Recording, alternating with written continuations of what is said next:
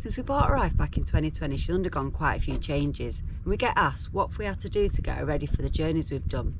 And so we finally got our asses into gear and edited together some of the footage that we've taken. And the next few videos are going to be about some of those boat projects. They're not meant to be instructional, it's just an insight into the work that we've put in and the problems that we've found, and the steep learning curve of being able to put the things right again. We're going to start with how we dismantled the rudder and what we found inside, along with a few other nasty little surprises we discovered in the process.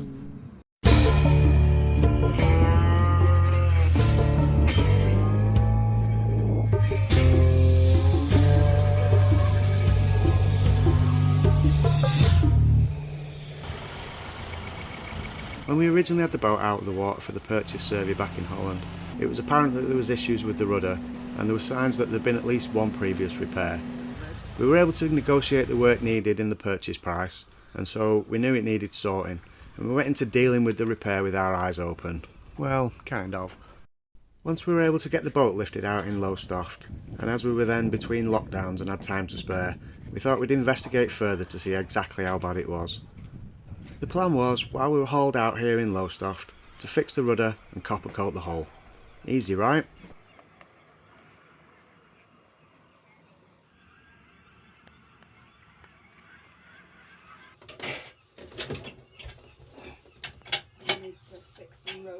Luckily on this boat there's a lifting eye welded to the top of the rudder stock, so I attached it to the topping lift, cranked on a little tension to hold the weight. The rudder stock on our boat is solid stainless steel, so I knew it was going to be quite heavy and we needed to be careful when lowering it.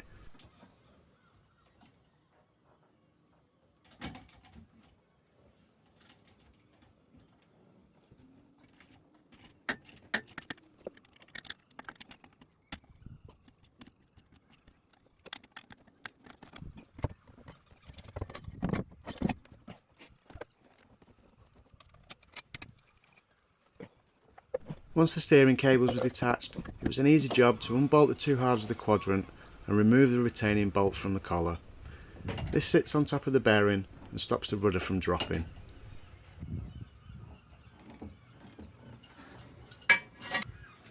As you can see, it sat on top of two discs on the upper part of the bearing. These are made from Delrin and they help to remove some of the friction when the rudder's under load.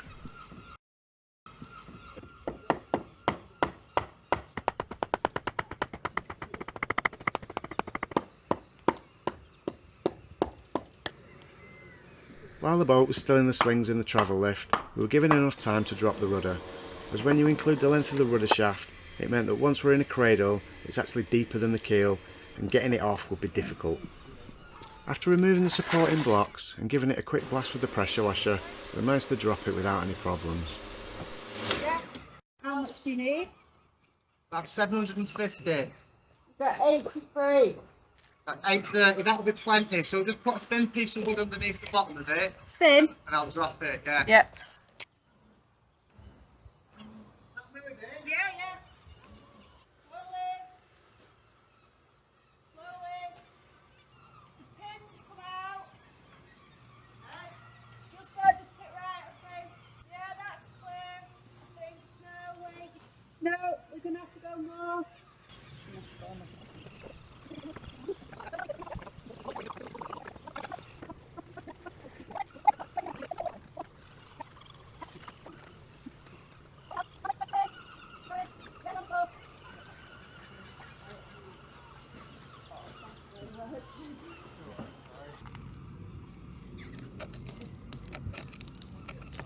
Once we'd got it off, we started the process of stripping off the anti-foul to get it back to the gel coat, so we could try and assess the state of the previous repairs.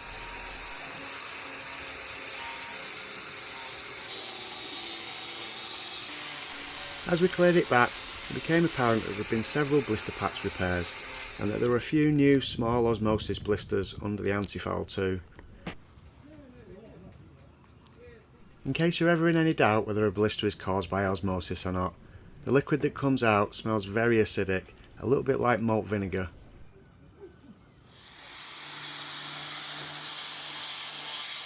The easiest thing I found to get a relatively small area like a rudder back to the GRP is by using 60 grit sanding flapper discs on a small angle grinder. We get the anti-foul and gel coat off pretty quickly, without gouging big holes out if you accidentally put a little bit too much pressure on.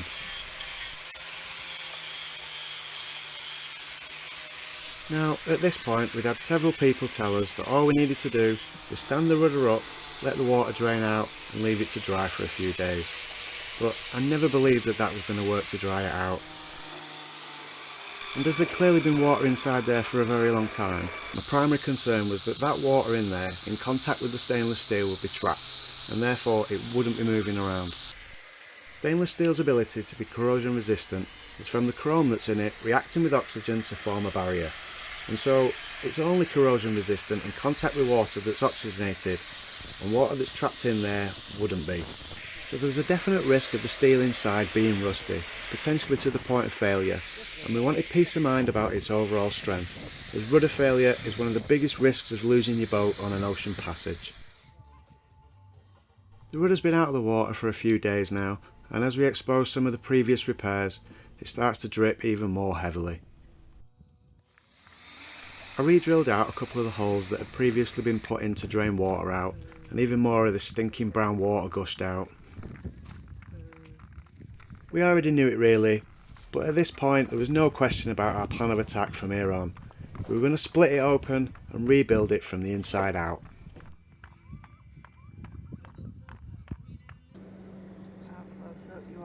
So the next thing to do was to take some clearance measurements to make sure that when we put it all back together again, we knew it was going to fit. As I said earlier, a lot of people had advised me that just drying the rudder out and trying to reseal it would be fine. And if we only went coastal sailing and avoided heavy weather, that may well be fine if we'd be happy to live with the uncertainty.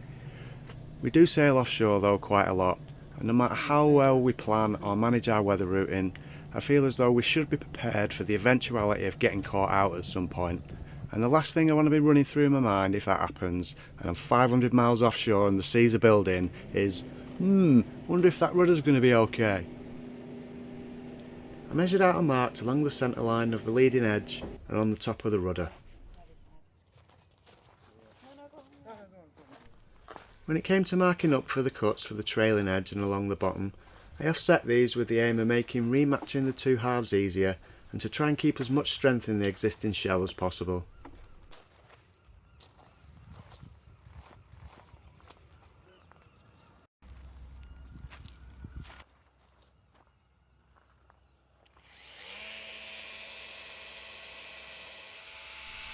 When it finally came time to open it up, you can see I just used a multi-tool and standard cutter blades for this. I did fit the 12mm guide on to be able to cut at a consistent depth, and as I'd already drilled a couple of holes in it, I knew that this was going to be deeper than the thickness of the fiberglass. The multi-tool goes through the fiberglass really easily and it leaves a nice neat thin cut.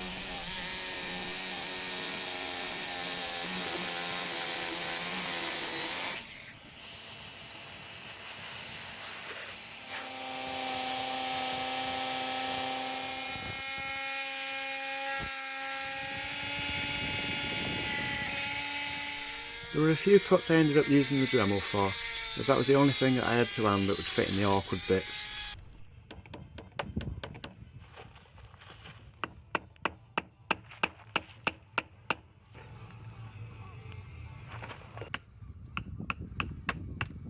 Once we cut a seam all the way around, we ended up using wooden wedges to slowly drive the thing apart. I initially tried using saw blades to cut into the core and open it up, but I just kept hitting resin and fiberglass and it wasn't really working, and so we reverted back to doing it this way.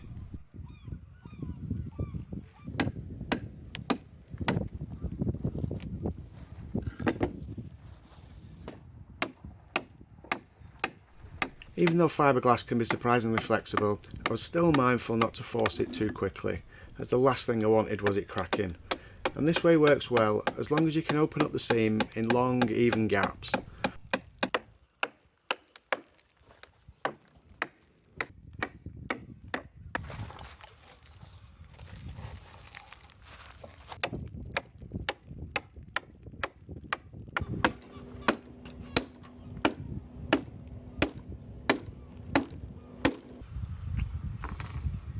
Piss off.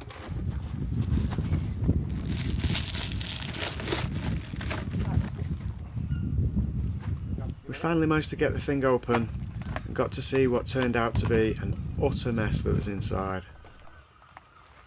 Whoa.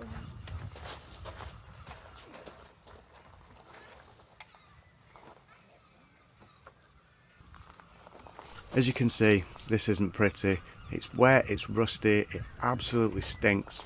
There's cavities and gaps between the layers of fiberglass and foam, and I have no idea what the need for so much resin's all about. Look. Weird. There's like glass there, and then No. it's just like it was foam and then shit, and that's hollow in there. So that's why I was breaking it apart. There's all this shit falling out of it. It looks like a proper Friday afternoon job. I can imagine the scenario now. The foreman at the Vauquier boatyard says to the apprentice, "Hey, as soon as you finish putting that rudder together, you can leave for the weekend." So the apprentice thought, "Hey, yeah, that's great." And even though he'd never actually done one before, he knew all the things that went into one. And so he thought, well, once it's closed, no one's going to see it anyway. So he just chucked all the materials in, give it a quick shake, and pissed off home.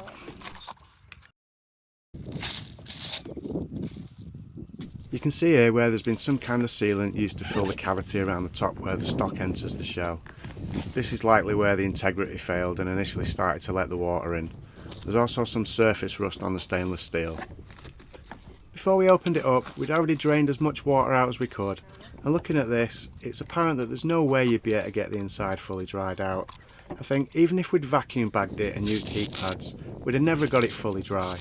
And even if we could have, it was clearly not watertight around the top, so as soon as we'd have put it back on the boat and back in the water, it had just filled up again.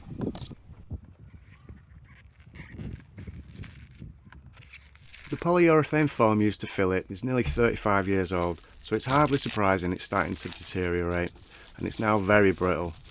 With the cells in the foam starting to break down, it's acting more like a sponge and soaking up and retaining water too.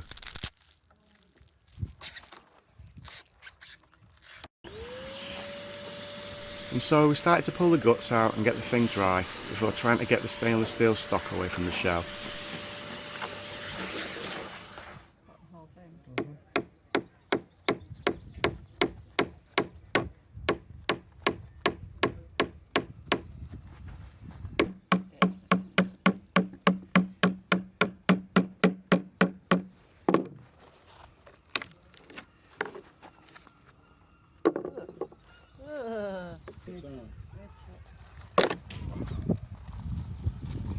But yeah, we think there's been a repair job at some point on there. Yeah, because that's new, different type of fiberglass, isn't it? Yeah, that's Biaxial.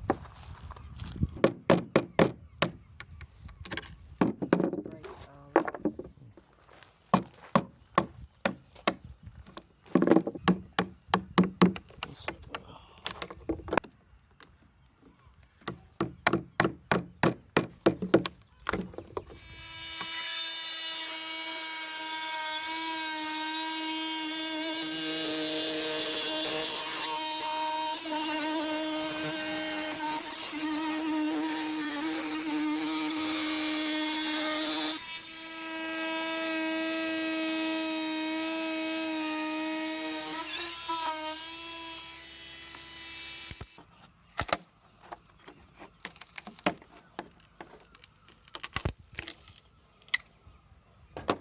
We were relieved to see at this point that other than a few patches of surface rust, the frame attached to the shaft was still looking good, and all the welds seemed to be in great shape.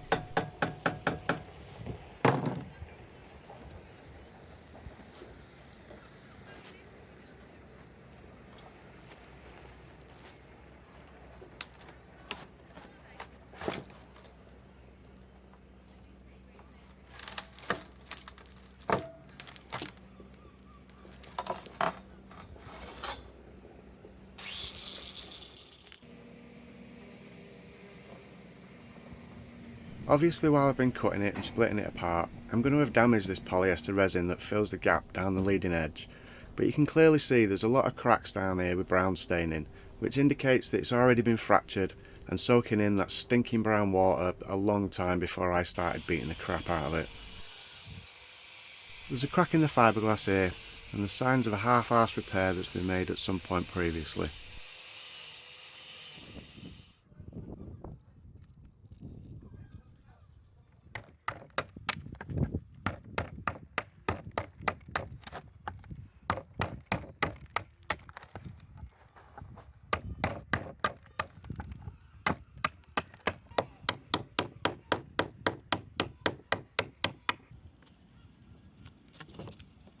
Once we'd stripped out all the foam and started to remove the bulky resin, we uncovered the overall extent of the delamination. This is again unfortunately caused from when they initially built the rudder. You can see that the glass matting is absolutely bone dry, it doesn't have any resin on it at all. It really is like everything was just randomly poured in and then they just closed it up.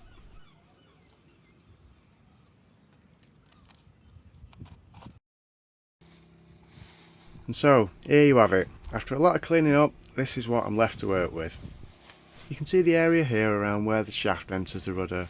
I've had to be quite brutal and I've needed to strip back quite a lot of the layers of fiberglass. So this area is going to need some extra work in building it back up again. I've left some of the parts of the tabbing that held the stock and frame in place as positioning markers. So once I've reinforced the inside, when I come to putting the stock back in, it'll sit on these and it should all line up nicely. I hope. Once we've rebuilt the inside of the two halves and closed it up, the plan is to fill it with an expanding epoxy foam. And so now it's all nicely cleaned out, I'm temporarily putting the two halves back together so I can calculate the volume of foam I need to order.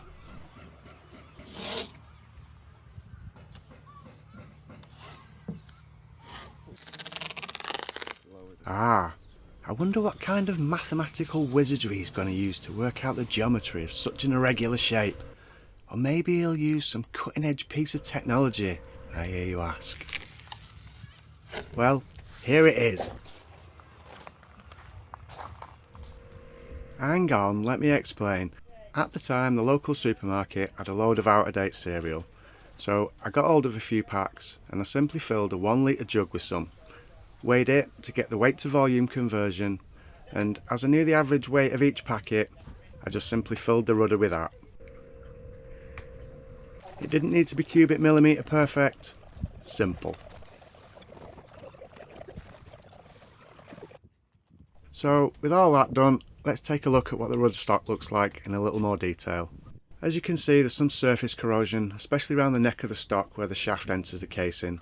And there's also some small patches of a minor amount of pitting corrosion, and that was the area that was of particular concern to me, as any weakness here could potentially lead to a failure point and possibly the loss of the boat if it did. I was confident that the surface corrosion was just that and nothing to worry about, and it easily came off with a little wire brushing. I checked the small areas of pitting corrosion with a loupe, and they seem to be clearly very minor to me, as they aren't deeper than 0.5 millimetre. We did discuss the possibility of getting it x-rayed, but we'd met a metallurgist and engineer that works at the local boat building college, and he took a quick look and laughed at me, saying that we could probably swing the boat around hanging off it. So we decided a quick brush up and an acid wash would be more than adequate to clean it up. This is it, cleaned up, sat back in the casing, located on the original tabbing points where it was cut out from. And the next job is to start to build back up that area where the shaft goes into the top of the casing. As you saw before, there was a crack at the top, so this area of fiberglass has had to be completely removed. So I've made up some inserts from epoxy and biaxial fiberglass matting to start to rebuild this area up again.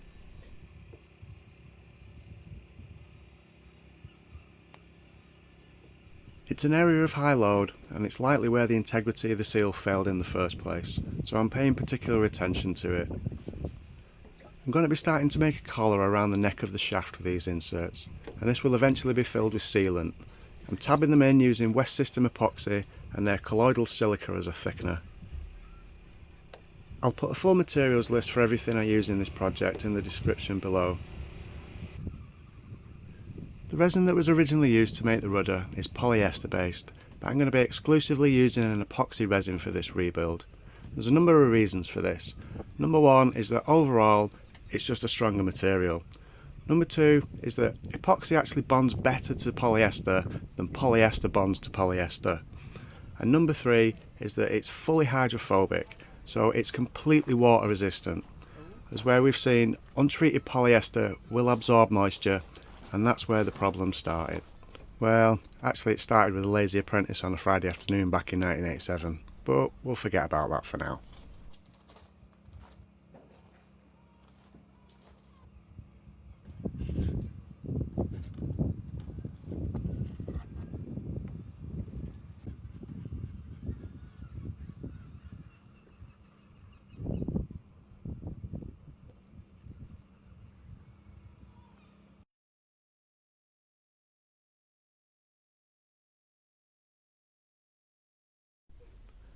After I've rounded the tabbing off to make sure there's a nice filleted curve for when I start to lay up more fiberglass, I measure the gap between the two so I know when the top half goes on they're going to marry up.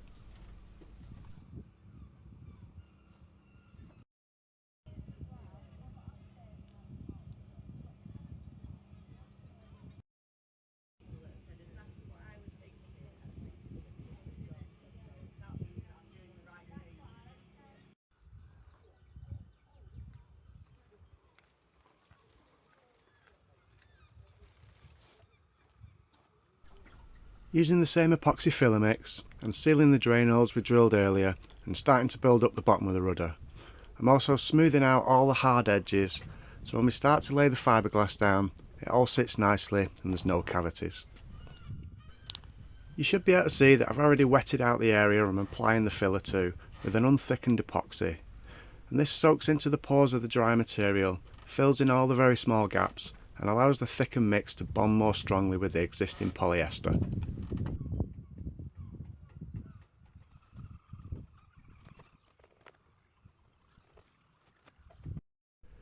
So far I've managed to get all of this done while working outside in the boatyard, and the weather's been great so it's not been a problem. However, the weather for the next week isn't looking so good, and it's going to be much easier if I can lay the fiberglass and do the rest of the work under cover. The yard here at Lowestoft have kindly let me use a shipping container of theirs to be able to continue the work in, and so I've moved indoors to carry on building up that area at the top of the rudder.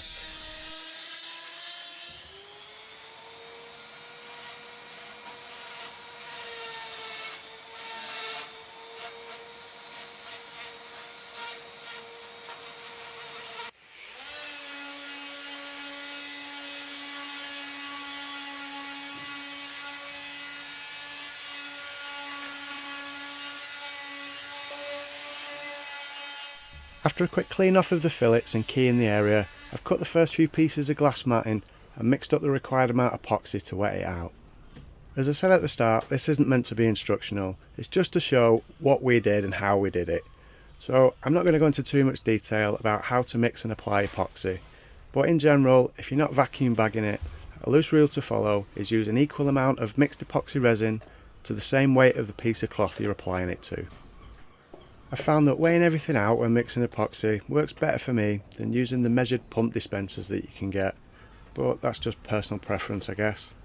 If you've never used epoxy and have only ever done any fiberglassing using polyester resin, I'd suggest giving it a go on your next project if it's appropriate.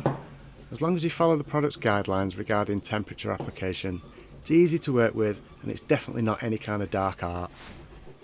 So just the same as if I was using polyester resin, I'm making sure it's fully wetted out and rollering out any little air bubbles.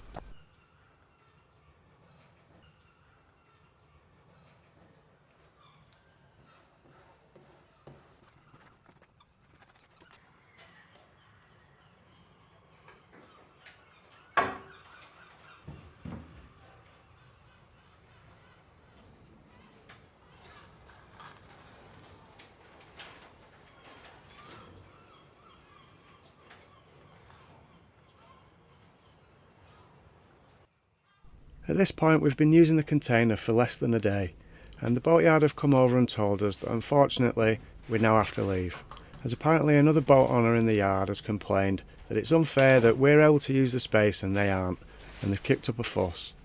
So, very luckily over the last few days, we've met a local boat builder that's been doing some repairs on a fishing boat in the yard, and he's stepped up and said we can rent some space in his workshop just down the road. So, Carl, you were a massive help and an absolute legend, and many thanks for everything that you did for us. And so, the very next day, here we are in the back of Carl's workshop at Phantom Marine. I'm continuing to build up that collar area, and I've cut some hardboard pieces and backed them with clear self-adhesive tape so they don't stick to the resin. And I use these to clamp to the vertical sections of the matting which holds it in place, so it doesn't drop down while it's curing.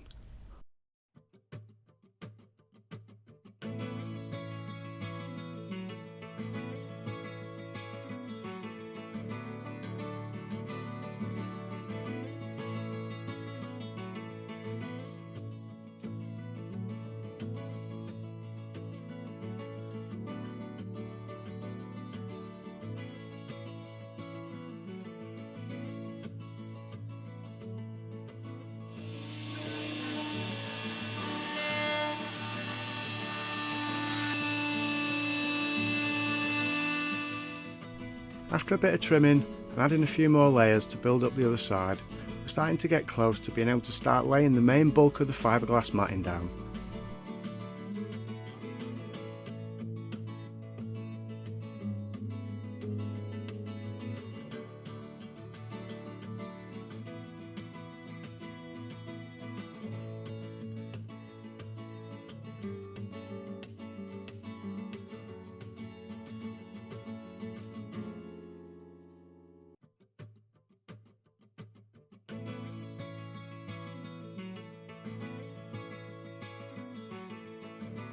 I've got some plastic sheeting that I've roughly cut into shape of this half of the rudder shell, and I'm just trimming it up a little more so I can use it as a template for cutting out the fiberglass cloth.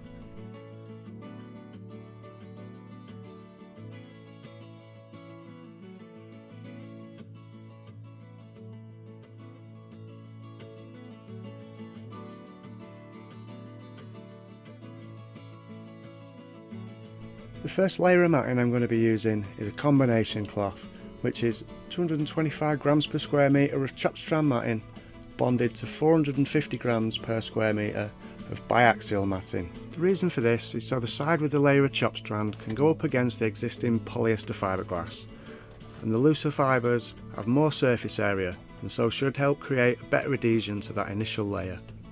I'll then be building up the rest using alternating layers of the biaxial cloth that I'm marking out here and another cross weave cloth, and so the idea is that it'll create strength and rigidity across multiple axes.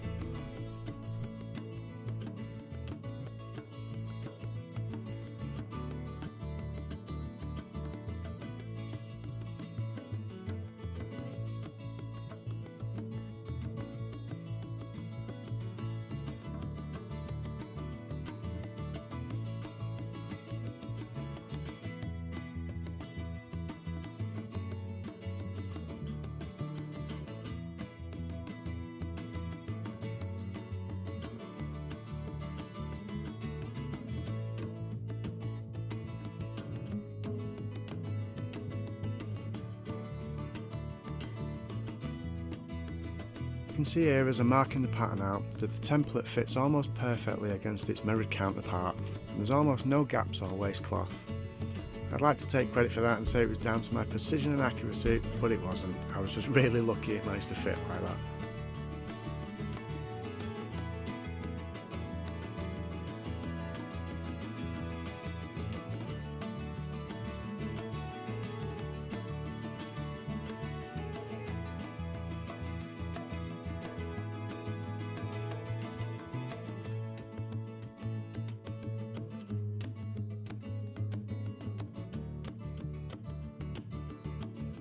Having access to a big table like this to be able to cut out on certainly makes things a lot easier.